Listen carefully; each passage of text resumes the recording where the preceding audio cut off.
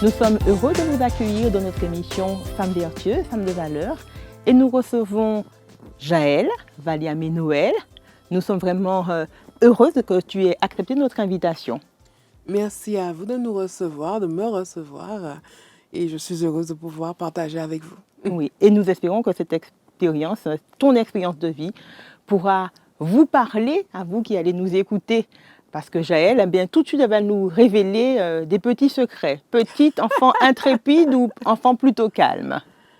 Enfant calme. Enfant calme qui faisait attention à ne pas tomber. Jusqu'à présent, n'aime pas tomber. Qui aimait lire et jouer avec les poupées. D'accord, très bien. Voilà, et aider à la cuisine avec la grand-mère. Voilà, c'était ça. Ah, j'entends quelque chose d'intéressant. La grand-mère. Il est vrai que chez nous, on a un environnement familial qui est très large. On a beaucoup d'influences des grand-mères, des mamans, des tantes parfois. Alors, parce que tu parles de ta grand-mère, à part cuisiner, qu'est-ce que tu faisais d'autre avec elle? Alors, ma grand-mère m'a gardée petite, c'est-à-dire avant que j'entre à l'école, et puis ensuite, pour temps de vacances, des choses comme ça. Donc, quand je dis grand-mère du côté maternel, et je l'appelle Mamie Chérie. Et elle a, donc, avec elle, je l'ai accompagnée dans ses activités de couture, ou bien quand j'aimais particulièrement m'asseoir sur la table de la cuisine, la table de travail, pendant qu'elle cuisinait. Donc, quand je dis de la cuisine, c'était ça mon aide, c'était l'accompagnement. Donc, j'étais assise. Tu regardais. Je regardais, je prenais les petits ustensiles nécessaires à droite et à gauche, et surtout, j'écoutais les histoires. Les histoires en temps longtemps, Amiral Robert, etc.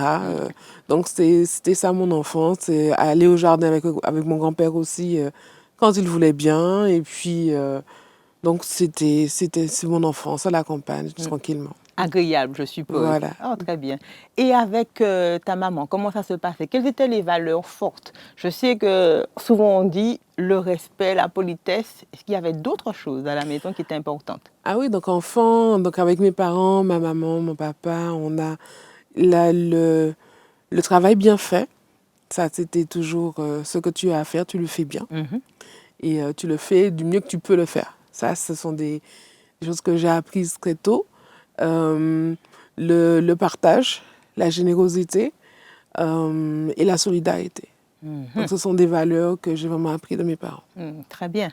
Alors, et toi, qu'est-ce que tu as gardé? Pour toi, aujourd'hui, est-ce que tu gardes ces mêmes valeurs ou encore il y en a qui sont venus s'ajouter à ta vie maintenant? Alors, bien entendu, en grandissant, on développe, on explore, on multiplie ce qu'on a appris. Donc, moi, une valeur que j'ai, c'est le fait de partager de la joie.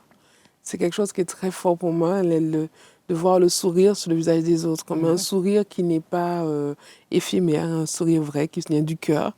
Donc, avoir cette relation vraie, établir des relations vraies et s'investir à 100%. Donc, c'est vraiment, ça vient de ma famille, mais s'investir dans ce que je fais du mieux que je puisse le faire.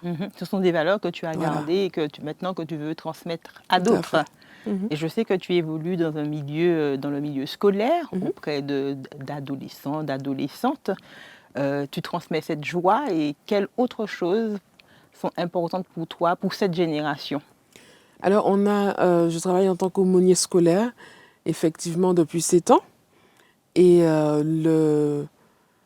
la génération d'aujourd'hui, enfin, mon expérience, ma petite expérience quand même, me pousse à dire que nous avons affaire à des jeunes, des ados, des enfants qui ont besoin d'honnêteté et de relations vraies.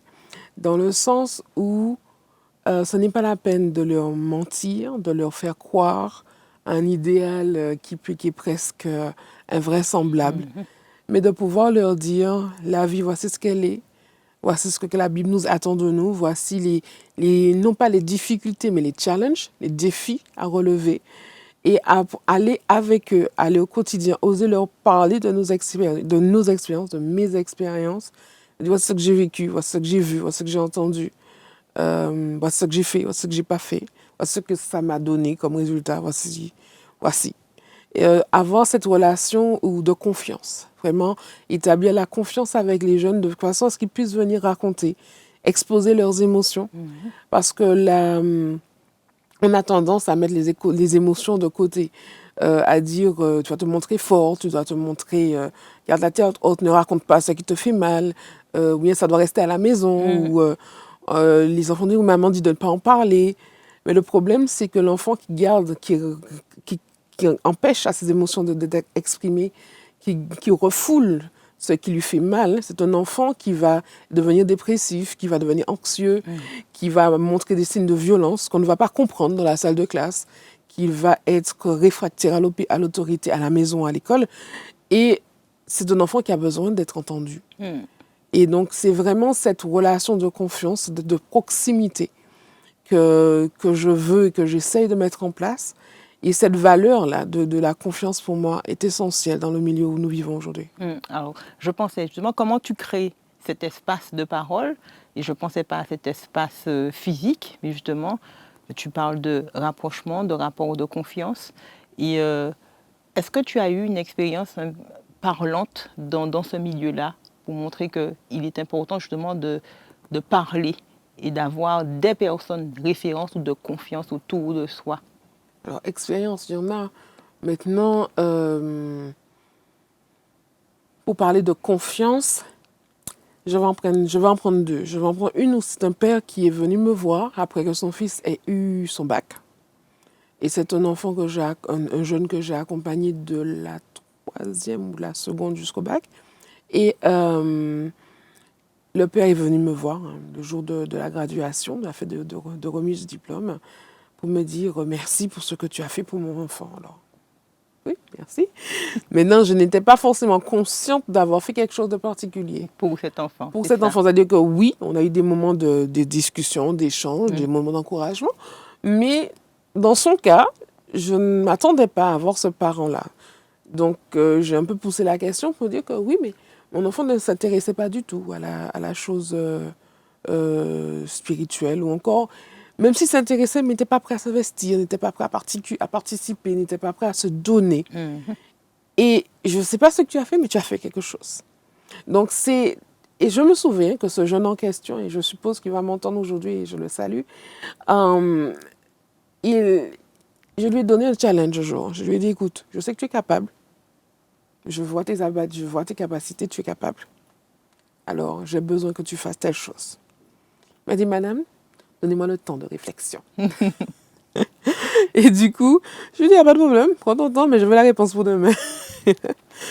Et chose dite, chose faite, le lendemain à la récréation. Madame, j'accepte, voilà. Juste en passant. Et du coup, on a eu des échanges, on a eu des moments forts à mettre en place. Et aujourd'hui, j'apprends que c'est un jeune qui compte toujours impliqué, qui est toujours investi. Donc, pour revenir à la question, l'espace de confiance vient par la proximité, mais vient aussi par la rencontre de l'enfant là où il est.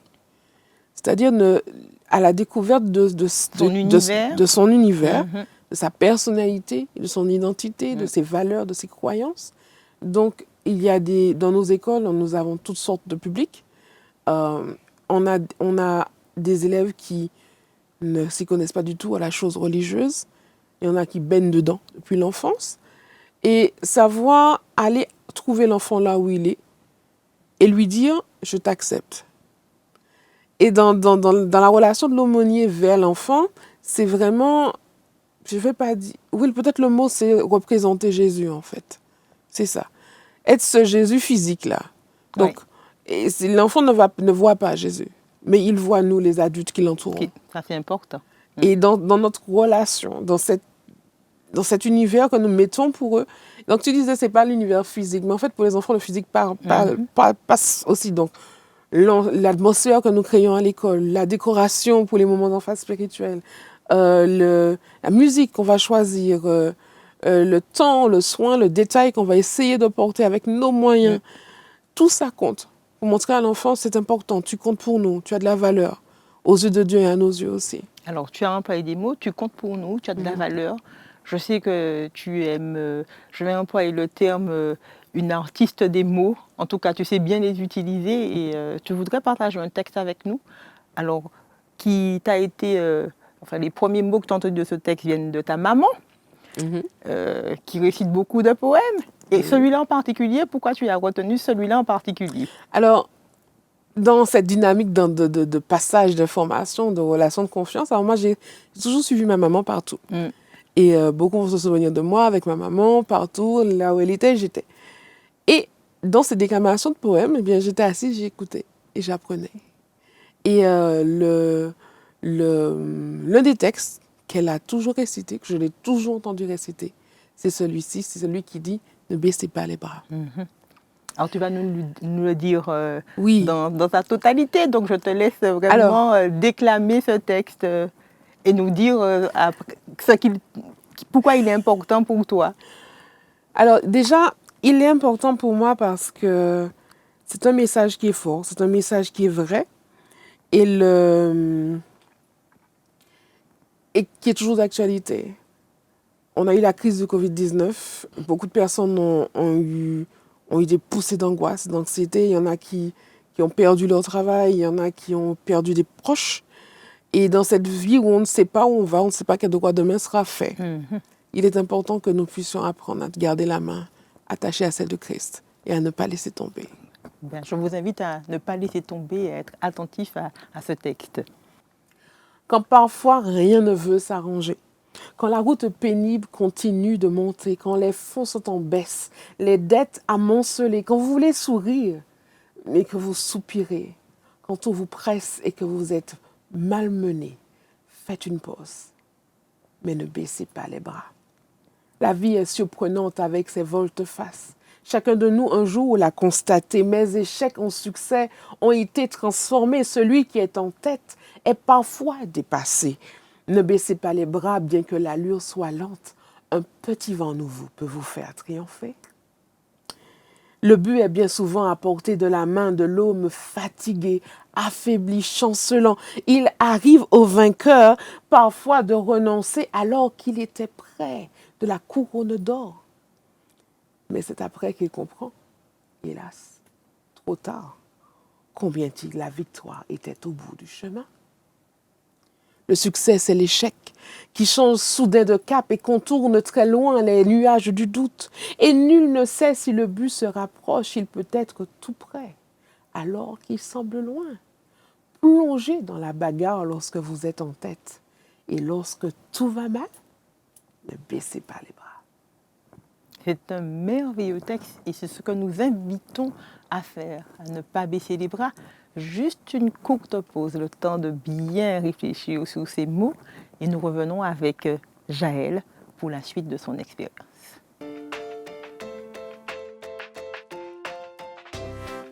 Vous n'avez pas baissé les bras. Restez avec nous, Jaël est encore là pour nous parler de son expérience et vous verrez comment ce poème, sa vie, son engagement avec Christ, c'est quelque chose de merveilleux. À toi la parole et nous dire comment tu as fait cette rencontre merveilleuse avec Dieu. Voilà, donc en fait, ma rencontre avec Dieu vient d'abord de mon expérience familiale. Mon cocon familial basé sur les valeurs de la Bible et aussi sur l'engagement de mes parents au niveau de l'Église. Et donc, dès l'âge de 6 ans, j'ai entendu à l'église de Morija le pasteur Satelli qui a fait une annonce pour dire qu'il y avait une formation de laïcs. Et j'ai dit à maman, je suis intéressée. Je veux y aller. Voilà.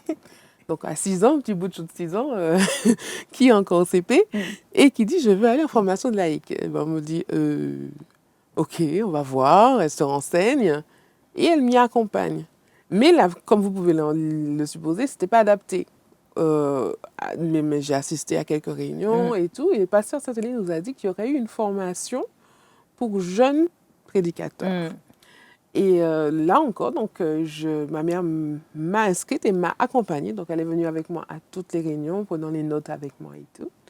Et j'ai été sélectionnée à la fin de cette formation pour pouvoir faire, avec mes meilleurs souvenirs, le tour de la Martinique avec Pasteur Saint-Élie dans différentes églises. On a fait des campagnes d'évangélisation, des sermons le samedi matin, etc. Et je dois dire que cet engouement pour la prédication vient de cette période-là, où j'ai découvert que, j'ai envie de dire, j'aimais cela. J'aimais le fait de lire la Bible et de partager. J'avais moins peur à l'époque que j'en ai peur aujourd'hui. Ok. Il y avait encore voilà, l'enfance, l'innocence, on ne se prend pas la tête. Donc, ah oui, vraiment. Ouais. J'ai eu 2-3 expériences que je pourrais raconter si on avait le temps, mais des choses d'enfant, de vouloir aller, n'ayant pas peur. Donc, Pasteur Seteli me permettait de parler avant lui et ensuite il prêchait. Donc, il y avait deux. Je me rappelle qu'on est allé au Gaumont comme ça, à Font-Laillé, à Saint-Pierre, dans le Nord aussi. Et il y a eu quelqu'un qui a donné sa vie à Christ après avoir entendu un de mes sermons. C'est ça.